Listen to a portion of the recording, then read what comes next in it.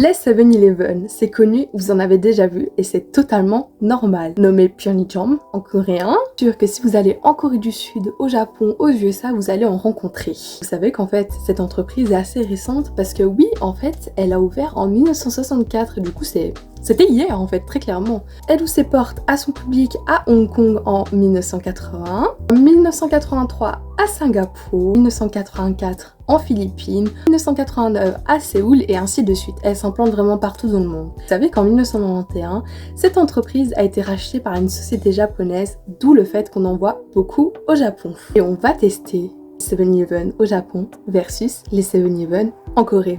Vous me suivez? C'est parti!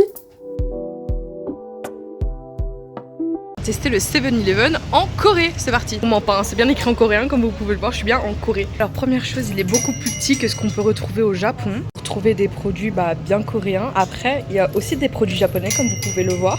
Un petit peu de glace. Pour ce qui est de la nourriture, il est tard donc il n'y a plus grand chose, mais voilà, c'est beaucoup de tteokbokki. Vous avez aussi des pâtes, vous avez des ramyeon, vous avez des nouilles, enfin voilà. Ça c'est mon petit déj, c'est trop bon, c'est trop bon. Ce que l'on peut retrouver dans le frigo, il y a aussi plusieurs aliments. On retrouve des œufs, mais ça je pense au Japon aussi il y en avait. Mais à moins de choses genre bizarres. Au Japon il y avait beaucoup de différentes choses un peu spéciales que vous pouviez acheter. Alors au Japon, je vous avoue, j'ai pas fait trop attention, mais ici il existe des boissons anti-gueule de bois, donc vous prenez ça et après vous êtes à nouveau en forme. J'avoue que ça fonctionne. Beaucoup de nouilles comme vous pouvez le voir, car ici en Corée du Sud, il y a le principe où dans le fond vous avez micro-ondes et aussi de l'eau chaude et vous pouvez manger tranquillement dehors, alors qu'en fait au Japon j'ai galéré pour manger dehors, si vous vous rappelez, genre pour mon petit déj c'était compliqué. Des nouilles. Des nouilles. Alors ici les Oreos, il y a beaucoup de goûts différents et au Japon c'était beaucoup de Kit Kat. Donc voilà, ici c'est les Oreos en Corée et au Japon c'est les Kit Kat. D'ailleurs ici en fait je vois même pas de Kit Kat, genre il y en a pas. Ici cette boisson elle est hyper connue.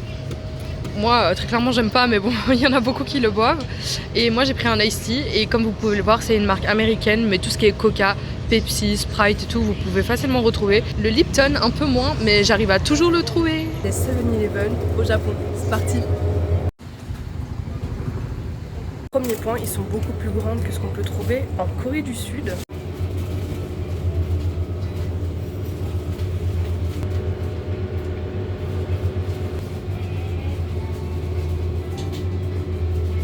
Des trucs chelous que tu peux acheter.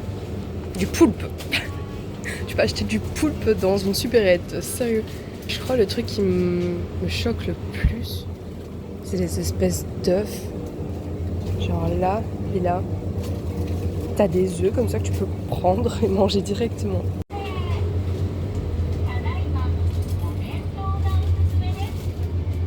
Regardez les plats des nouilles. C'est énorme, vraiment. T'as vraiment qu'un rayon de nouilles. Genre vraiment je déconne pas. Tac. Ça fait tout ça. Je vais prendre mon petit déjeuner parce que j'ai faim. Là j'ai déjà pris une petite compote à la banane. J'espère que c'est pas trop chimique. Les melons de panne. Non mais regardez, est-ce que ça vous donne envie? Moi pas trop, vu la couleur.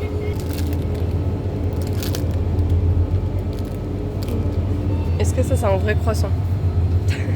J'ai pas l'impression. Je crois que je vais partir sur ça là, les espèces de pancakes. Ouais, je vais prendre ça. Eh, ils ont l'air bons en vrai.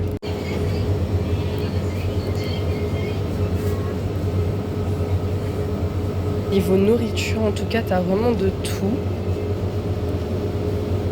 Enfin, évidemment, des onigiri. Il y en a genre tout un régiment avec des goûts bien différents que ce qu'on peut retrouver en Corée. T'as même ça, c'est des onigiri, j'ai l'impression, mais genre en forme de rond. Je sais pas. On peut retrouver des espèces de sushi bâtonnets. Hyper marrant. Même des pâtisseries. Honnêtement, ça donne envie, hein, ça donne envie. Pour faire un toast. Ok. Il y a vraiment de tout ici, c'est... Waouh!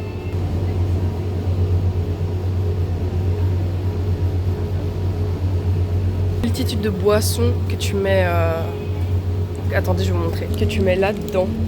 Genre c'est que des glaçons, de l'alcool. Regardez la taille des canettes, je pense pas, vous vous rendez compte? Elles sont genre énormes, elles sont très épaisses comme ça. Mon rayon préféré, je pense vraiment. Pour ça là. Oh, il y en a plein. Oh.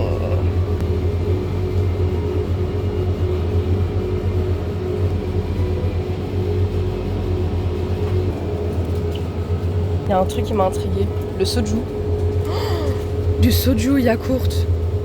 Oh non, mais ça a l'air trop bon.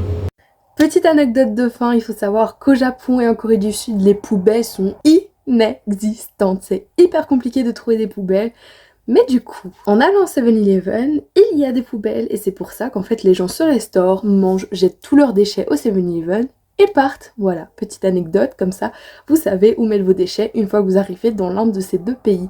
Je vous dis à la prochaine pour une nouvelle vidéo, n'hésitez pas à vous abonner, bisous!